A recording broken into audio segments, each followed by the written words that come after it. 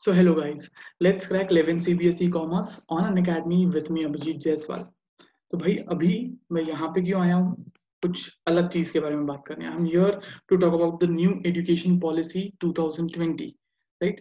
तो ये पॉलिसी देखो, बहुत सारी बातें हो रही हैं, सब जगह ये चल रहा है, आप न्यूज देख रहे होंगे। नाउ मैं आपको ये बताने आया हूँ की पॉइंट्स, है ना, मुद्दे की बात जो आपके काम की है, जो पेरेंट्स हैं, जो टीचर्स हैं, जो बच्चे हैं, उनके काम के लिए बात बताने आया हूँ। सबसे पहला मुद्दे की बात करते हैं, ब्रीफ में बताऊंगा, ज्यादा समय नहीं लूंगा आप लोगों का। ये पॉलिसी क्यों आई है? सबसे पहला, हमारे यहाँ पे जो एजुकेशन सिस्टम है, जो एजुकेशन क्वालिटी है, उसको ठीक करने के लिए, उसको बेहतर करने के लिए, ऐसा नहीं कि अभी खराब है, बट इससे और बेहतर करने के लिए, राइट? ये अभी की जरूरत है, it is the need of the hour. हमें इंटरनेशनली हमें क्या हो रहा था, हम थोड़े पीछे हो रहे थे, हमें उसे मैच करने के लिए ये पॉलिसी लाई गई। क्यों? भाई हमारी जो पॉलिसी थी ना, जो पुरानी वाली थी, है ना, जो पहले की राजीव गांधी जी ने पॉलिसी लाई थी, दैट वाज इन 1986। अभी तक बहुत साल हो गए हैं, 34 years, almost more than 3 decades. बहुत पुराना हो गया, सिस्टम बहुत पुराना हो गया, तो हमें नई पॉलिसी की जरूरत थी। Now what were the key points? अच्छा, ये पॉलिसी, अब बहुत सारे बच्चों के मन में डाउट है, एक्सक्यूज मी सर, हमारा क्या होगा? बेटा अभी आप यही सिस्टम में हो, अगर आप 10th में हैं या 11th में, आप लोगों के एग्जाम्स जैसे चल रहे हैं वैसे ही रहेंगे। This is not for you. आपके यंगर सिबलिंग्स जो हैं उनके ऊपर असर आएगा, और दूसरा जो कॉलेज में है उनके ऊपर भी असर नहीं आएगा, एकदम से नहीं आएगा। आप जिस सिस्टम है आप वो सिस्टम में आगे बढ़ेंगे। दूसरा, बेटा जो कॉलेज है, जो हायर आपका एजुकेशन सिस्टम है, पूरे एजुकेशन सिस्टम को चेंज करना, मतलब जो आपको यूनिवर्सिटीज वगैरह जो है, ये सब का जो ब्लैंकेट लिमिट दिया है वो दिया है ऑफ 15 ईयर्स, है ना।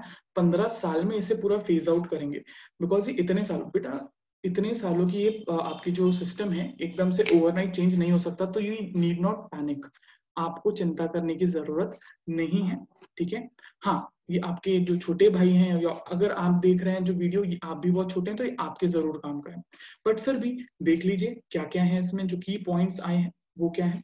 सबसे पहला, जो आपका मिनिस्ट्री, मेन मुद्दे की बात करते हैं भाई, जो आपका ministry of human resource and development है ना, वो अभी ministry of human resource and development नहीं रहेगा, उसको कहा जाएगा एजुकेशन मिनिस्ट्री, ठीक है। जो ministry of human resource and development है उसको अभी चेंज करके एजुकेशन मिनिस्ट्री ला लिया, बना, मतलब नाम दे दिया जाएगा।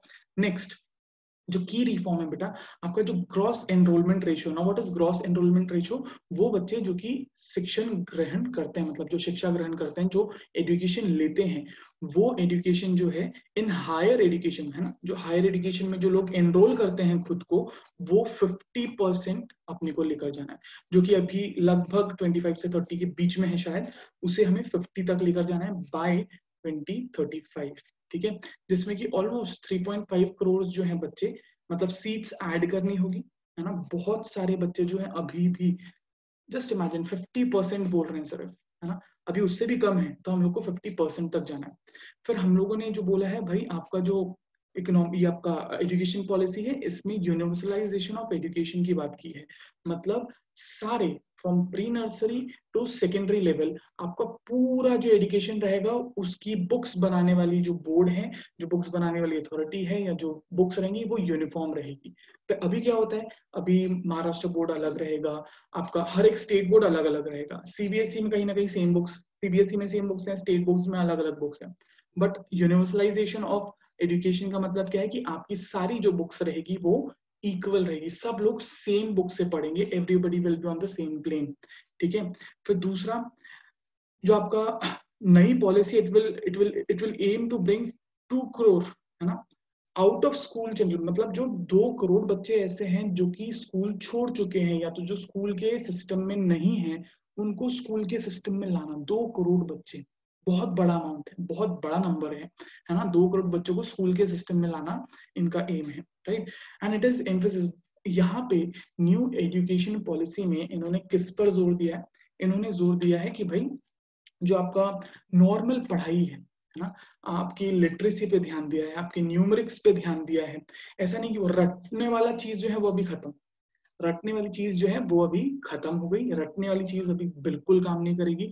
आपका नॉलेज, है ना, जैसे रणछोड़ दास चांचड़ ने कहा था कि नॉलेज के पीछे भाग, तो बस वही है ना। यहाँ पे बहुत सारी चीजें आपको मैं आगे बताऊंगा कि बहुत सारी चीजें ऐसी हैं जो कि चेंज हुई है, पहले हमारे साथ बहुत अलग हुआ है ना, कहीं ना कहीं मुझे थोड़ी सी जलन भी हो रही है, बट बहुत अच्छा भी लग रहा है फॉर द यंगर जनरेशन, है ना। हम लोग के साथ में ऐसा नहीं हुआ, हम लोग वही पुरानी पुरानी चीजें करते हुए गए, बट जो नए बच्चे हैं उन लोग के साथ में बहुत अच्छा, this will be very good for you guys. अगर आप बहुत छोटे बच्चे हैं और आप ये देख रहे हैं तो ये आपके लिए बहुत बेनिफिट वाली चीज रहेगी, राइट।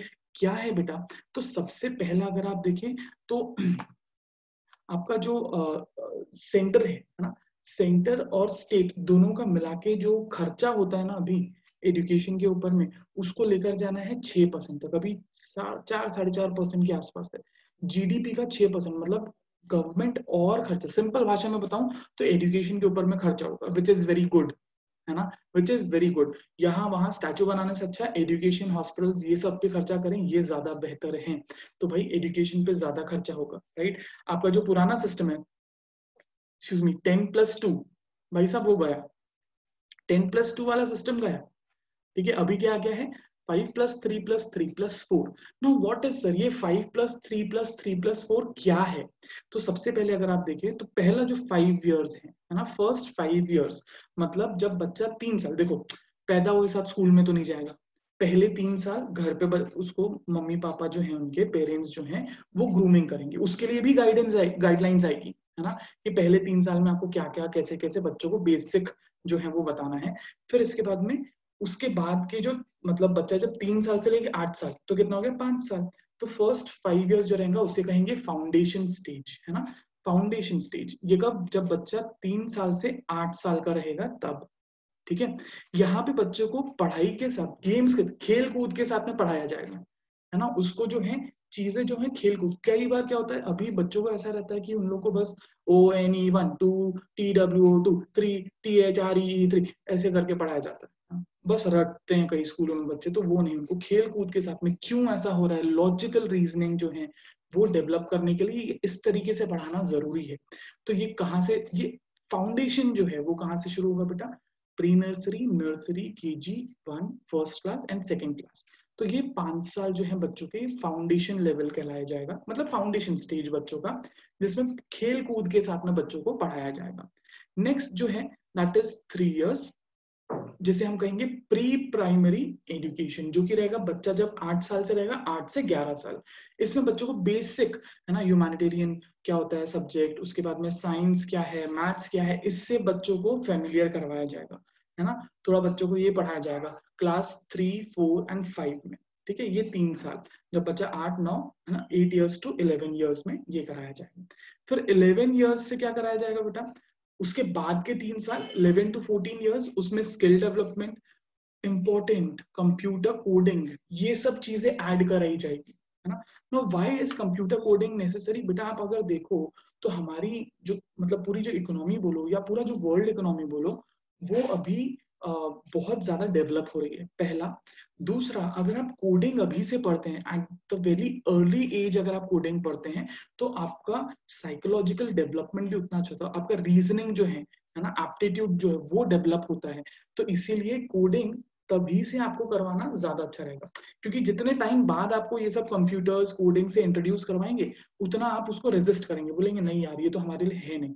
तो बच्चों को पहले से अगर वो चीज करवा दें तो बच्चों को भी उसमें इंटरेस्ट आएगा, ठीक है। तो आई होप आपको ये समझ में आया। तो देखिए, थर्ड स्टेज जो रहेगा that is preparatory stage. Third stage कौन सा है बच्चों, that is preparatory stage, that is from class 11 to sorry age 11 to 14, जिसमें स्किल डेवलपमेंट कराया जाएगा, कंप्यूटर कोडिंग वगैरह ये सब रहेगा। क्लास कौन सा रहेगा, 6, 7, 8। फिर इसके बाद में अगर आप देखें तो फोर्थ जो 4 इयर्स हैं वो है सेकेंडरी स्टेज। सिंपल भाषा में बताऊं, जो आपका बोर्ड है ना 10th और 12th, उसको भी 4 साल में बांट दिया, है ना, 9, 10th, 11th, 12th, ये ऐसे 4 साल में बांट दिया। बट बेटे इसका मतलब ये नहीं कि आपका बोर्ड एग्जाम्स नहीं होगा, आपका बोर्ड एग्जाम्स होगा, बट उसमें कुछ ना कुछ बहुत चेंजेस लाए जाएंगे। 10th और 12th विल बी एग्जाम्स, है ना, there will be exams in 10th and 12th, but उसमें बहुत सारे चेंजेस लाए जाएंगे। अच्छा, जब मैं ये कह रहा हूं तो बेटे आप लोगों पे अभी फर्क नहीं आएगा, है ना। जो अभी 12th अपियर कर रहे हैं, जो अभी 10th अपियर कर रहे हैं, बेटे आप लोगों में फर्क नहीं आएगा, ठीक है। फिर इसके बाद में एनसीईआरटी जो है वो एक आपका फ्रेमवर्क डेवलप करेगा सारे मतलब 8 साल के बच्चों तक का सेम बुक जो रहेगा, सेम करिकुलम रहेगा 8 साल के बच्चों तक का, मतलब फाउंडेशन स्टेज। एनसीईआरटी जो है वो डेवलप करेगा पूरी बुक्स, है ना, पूरा करिकुलम जो है वो कौन डेवलप करेगा बच्चों, वो एनसीईआरटी डेवलप करेगा। एंड जो आपका 5th क्लास तक का जो ग्रेड ये रहेगा क्लास, है ना, 5th ग्रेड तक का जो आपको पढ़ाया जाएगा वो आपको मदर टंग में पढ़ाया जाएगा। 5th ग्रेड तक जो पढ़ाया जाएगा वो कौन सी लैंग्वेज में पढ़ाया जाएगा, आपकी मदर टंग, राइट। आपको जिसमें पढ़ना है, आप जो मदर टंग है आपका। नाउ इसमें एक और एक चीज है कि जो स्कूल्स हैं वो लोग भी डिसाइड करेंगे कि भाई क्या बेस्ट रहेगा, पहली बात। दूसरा, आपके पास में भी ऑप्शन रहेगा, या तो आप मदर टंग में पढ़े या तो नॉर्मल जो जिस स्कूल में जिस भाषा में पढ़ाया जा रहा है वो भाषा में पढ़े। तो will have an option to learn in both the languages, इधर मदर टंग और द अदर।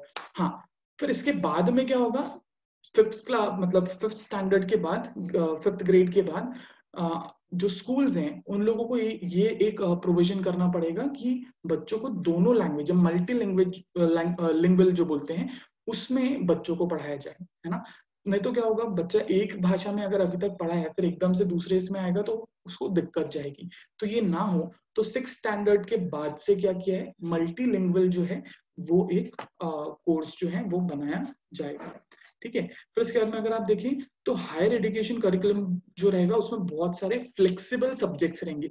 फ्लेक्सिबल सब्जेक्ट्स का मतलब क्या है, अब जैसे मान लीजिए आपको जो सब्जेक्ट्स लेने हैं, you will have an option. अभी वो कोई वोकेशनल सब्जेक्ट्स ये सब नहीं रहेंगे, सारे सब्जेक्ट्स एट पार आ जाएंगे, सारे सब्जेक्ट्स एट पार। ये नहीं कि ये सब्जेक्ट थोड़ा सा कम वैल्यू का है, ये सब्जेक्ट ज्यादा इंपॉर्टेंट है, ऐसा कुछ नहीं रहेगा। Every subject will come at par, ठीक है। तो आपके पास में फ्लेक्सिबिलिटी रहेगी, आप जो सब्जेक्ट चूज करना चाहें। अब क्या होता है, कोई बच्चे ऐसे रहते हैं कि उनको फिजिक्स केमिस्ट्री मैथ्स मतलब साइंस स्ट्रीम के कोई बच्चे हैं, उनको अगर कोई और सब्जेक्ट पसंद है, मान लो कॉमर्स का कोई और सब्जेक्ट पसंद आ गया, तो they can also opt for a commerce का सब्जेक्ट, है ना। तो बहुत सारी उनके पास में फ्लेक्सिबिलिटी रहेगी सब्जेक्ट्स चूज करने के लिए, ठीक है। इसमें मल्टीपल एंट्री और एग्जिट पॉइंट्स रहेंगे। No, what is multiple entry and exit points? बेटा क्या होता है, कई बार कुछ बच्चे ऐसे रहते हैं फॉर वेरियस रीजंस वो लोग अपनी पढ़ाई कंप्लीट नहीं कर पाते हैं, वो लोग अपनी पढ़ाई कंप्लीट नहीं कर पाते हैं फॉर वॉट एवर रीजंस, हाँ, कुछ भी रीजंस हो सकते हैं, वो लोग अपनी पढ़ाई नहीं कंप्लीट कर पाते हैं। हो सकता है उनका फाइनेंशियल प्रॉब्लम हो सकता है वो पढ़ाई नहीं, कुछ भी प्रॉब्लम हो सकता है। तो इसमें क्या होता है, अगर मान लीजिए मैंने अगर पढ़ाई शुरू की है, 1 साल मैंने पढ़ाई किया और उसके बाद में मैं फॉर वॉट एवर रीजन मैंने पढ़ाई छोड़ दिया, ठीक है। तो बेटा जब मैं वापस जाता हूँ पढ़ाई करने के लिए तो मुझे वापस से वो फर्स्ट ईयर रिपीट करना पड़ता था।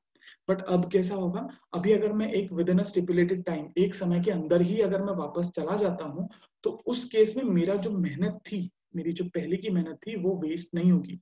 If I complete my 1 year, है ना, तो मुझे सर्टिफिकेट मिलेगा। मुझे क्या मिलेगा बेटा, सर्टिफिकेट मिलेगा। दिस इज फॉर ग्रेजुएशन या डिग्री, है ना, एक्सक्यूज मी। अगर मैं 2 साल कंप्लीट कर लेता हूँ तो मुझे डिप्लोमा मिलेगा।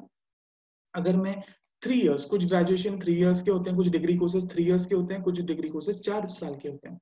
तो अगर मैंने 3 या 4 साल पूरा कंप्लीट कर लिया तो मुझे डिग्री मिल जाएगी, राइट। अच्छा, जो जॉब करना चाहते हैं बेटा वो लोग 3 इयर्स का जो डिग्री कोर्स है वो करेंगे, एंड जो रिसर्च वगैरह में जाना चाहते हैं वो 4 साल का करेंगे। ये भी आगे जो है वो आगे और क्लियर होगा, ठीक है। यहाँ पे भी इनके पास में दिल have multi disciplinary subjects. Multi disciplinary subjects का मतलब ये कि भाई उनके पास में ऑप्शंस रहेंगे कि वो क्या सब्जेक्ट्स चूज करना चाहते हैं। You will have an option to choose your subjects, है ना। अगर मान लीजिए आप फिजिक्स के साथ साथ इवन म्यूजिक ट्राई करना चाहते हैं तो आप वो भी कर सकते हैं, ठीक है। आपको अगर मान लीजिए मैथ्स के साथ या बायोलॉजी के साथ में कॉमर्स का सब्जेक्ट पढ़ना है, आप वो भी पढ़ सकते हैं, है ना। आप साइंस के साथ बैंकिंग के सब्जेक्ट्स पढ़ना चाहते हैं, आप वो भी पढ़ सकते हैं। यू विल हैव ऑप्शन, ठीक है। आपके पास में मल्टी डिसिप्लिनरी सब्जेक्ट्स या मल्टी डिसिप्लिनरी जो करिकुलम है उसका बेनिफिट रहेगा, राइट, जो कि बहुत बहुत अच्छा है आपके डेवलपमेंट के लिए। बेटा क्या होगा, अगर आप ये देखें तो आपको जो बेनिफिट मिल रहा है, मतलब आप लोग को जो अच्छा लगता है, अगर आप वही पढ़ेंगे तो ये आपके बेनिफिट के लिए रहेगा, है ना। आपको मजा आएगा वो पढ़ने में, ठीक है।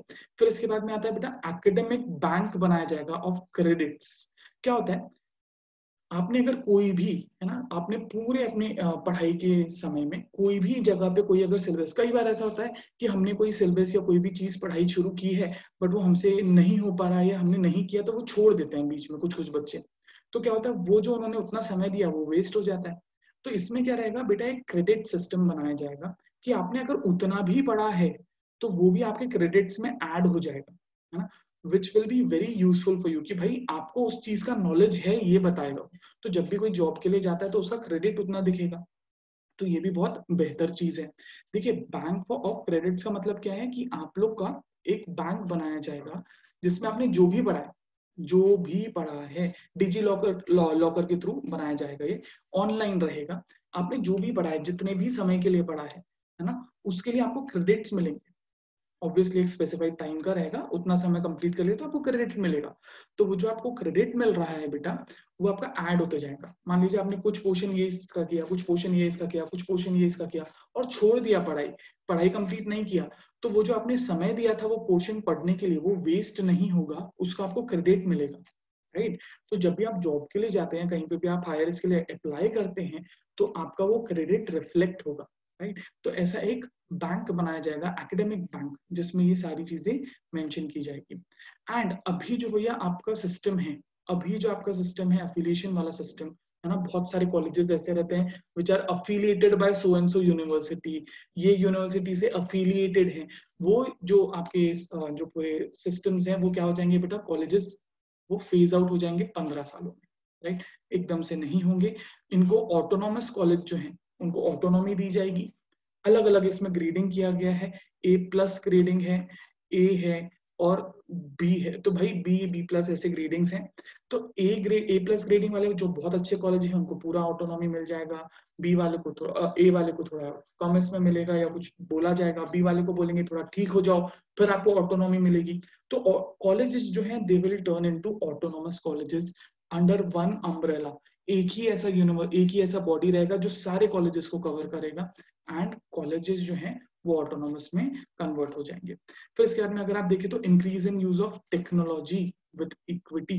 भाई साहब, आपके यहाँ पे टेक्नोलॉजी का भी इंक्रीज होगा, एंड विद इक्विटी। इक्विटी मतलब जो आपके बाकी जो लोग हैं, है ना, आपके बाहर के जो यूनिवर्सिटीज बोलिए, या जो आपके फिलॉन्थ्रोपिक जो ग्रुप्स हैं, है ना, जो चैरिटी वगैरह करते हैं, ये लोग भी क्या कहते हैं, नए ऑर्गेनाइजेशंस या नई एजुकेशनल इंस्टीट्यूशंस बना सकते हैं, ठीक है। फिर इसके बाद में असेसमेंट रिफॉर्म्स, मतलब आप लोग का एग्जाम्स कैसे चेक होगा, उस पे भी नई बात सामने आई है कि भाई आपका जो एग्जाम है ना, अभी कौन से इसमें एग्जाम होगा, सिर्फ 3rd स्टैंडर्ड में, 5th स्टैंडर्ड में और 8th स्टैंडर्ड में एग्जाम होगा प्रॉपर अथॉरिटी के थ्रू, है ना। तो आपका जो प्रॉपर अथॉरिटी के थ्रू एग्जाम होगा वो कौन से इसमें होगा, 3rd, 5th एंड 8th, इसमें प्रॉपर अथॉरिटी के थ्रू एग्जाम्स होंगे, राइट। बाकी जो है वो असेसमेंट के बेसिस पे या सेमेस्टर बेसिस पे जो है वो बच्चों को पास किया जाएगा, ठीक है, 9th से लेके आगे तक। अच्छा, उसके बाद में 10th और 12th में ऐसा नहीं है कि बोर्ड एग्जाम्स नहीं रहेंगे, बोर्ड एग्जाम्स रहेंगे, बट इनको रीडिजाइन किया जाएगा, है ना, आपके करंट सिस्टम में बैठने के लिए। ऐसा नहीं है अभी जो एकदम ऐसा राई का पहाड़ बन जाता है कि भाई 10th का बोर्ड है, 12th का बोर्ड है, अभी वैसा नहीं रहेगा। अभी they will be incorporated in the current system, and इसमें बहुत सारे चेंजेस आएंगे, राइट। और एक न्यू नेशनल असेसमेंट सेंटर, एक नया नेशनल असेसमेंट सेंटर बनाया जाएगा जिसका नाम है परख, है ना। ये जो है बेटा, ये सारी चीजें देखेगा, सारी चीजों को गवर्न करेगा कि कैसा आपके यहाँ पे एजुकेशन सिस्टम भी काम कर रहा है। आपके यहाँ पे ऑनलाइन एजुकेशन और डिजिटल एजुकेशन भी बढ़ावा दिया जाएगा। अभी जो आप पढ़ रहे हैं बेटा, वो तो that is due to corona, है ना, ये नॉर्मल कंप्यूटर के थ्रू पढ़ना, वही नहीं, टेक्नोलॉजी का भी यूज किया जाएगा, है ना, कि आपको नए नए वीडियोस दिखाए जाएंगे, आपको नए नए तरीके दिखाए जाएंगे, क्या हो रहा है क्या नहीं हो रहा है, किस तरीके से चीजें आगे बढ़ेगी। आप लोग को नया नया तरीके से पढ़ाया जाएगा, है ना, जिससे कि आपका विजुअलाइजेशन क्लियर हो, जिससे कि आप लोग का इमेजिनेशन जो है वो अच्छा हो। तो टेक्नोलॉजी का भी यूज किया जाएगा, है ना। आपको ये सिर्फ टेक्नोलॉजी मतलब ऐसा नहीं कि आप कंप्यूटर पे बैठ के पढ़ रहे हैं या आप लोग सिर्फ मोबाइल पे देख के वीडियोस देख रहे हैं, ऑनलाइन वीडियोस देखना, दैट इज नॉट टेक्नोलॉजी का यूज। टेक्नोलॉजी का यूज मतलब क्या है कि आप लोग को वर्चुअल स्पेस में भी कुछ ना कुछ सिखाया जाएगा, या वीडियोस जो है आप लोग का इस तरीके से पढ़ाया जाएगा कि आप उससे बहुत अच्छे से कनेक्ट हो पाओ, है ना। तो इसके बाद में promotion of Indian languages, Indian languages जो है उनको भी प्रमोट किया जाएगा। आप लोग इंडियन लैंग्वेजेस भी पढ़ सकते हैं, ठीक है। तो ये सारी चीजें हम लोगों ने देखी बेटा। अगर आप लोग को और डिटेल में कोई चीज जाननी है तो आप बिल्कुल हमसे कांटेक्ट कर सकते हैं। आपने कोई भी और क्वेरी है तो आप प्लीज कमेंट में बताइए, हम और डिटेल में वीडियो बनाकर आपको बता देंगे। ठीक है, सो आप ये वीडियो देख रहे थे अनअकैडमी के प्लेटफॉर्म पे, जो हमारा चैनल है लेट्स क्रैक 11 सीबीएसई कॉमर्स, जहाँ पे सबसे छोटा आप अगर एक सब्सक्रिप्शन ट्रस्ट सब्सक्रिप्शन लेते हैं तो आपको बहुत कुछ पॉजिटिव चीजें, बहुत यूजफुल चीजें मिलती हैं, जैसे live classes, quiz, structured course, unlimited access वगैरह मिलता है, जिसके लिए आपको सिर्फ अनअकैडमी का लर्निंग ऐप डाउनलोड करना है। ठीक है, एंड ये सारा सब्सक्रिप्शन जो आपको मिलता है वो मिलता है 25,000 में फॉर 24 मंथ्स। एंड इस पे अगर आपने कोड लगा दिया जिसका नाम है जीत, तो आपको इस पे एक मिलेगा 10% का डिस्काउंट, एंड वही चीज आपको मिलेगी 22,500 में। ठीक है, जो 12 महीने का सब्सक्रिप्शन है, get it for 13,500 obviously after applying the code. So I hope आपको ये समझ में आया। अगर वीडियो अच्छा लगा है तो प्लीज इसे लाइक कीजिए, शेयर कीजिए, सब्सक्राइब कीजिए हमारे चैनल को and hit the bell icon so that आपको नोटिफिकेशन आते रहे। ठीक है, एंड अगर आप कोई भी सब्सक्रिप्शन ले रहे हैं तो don't forget to use the code Jeet.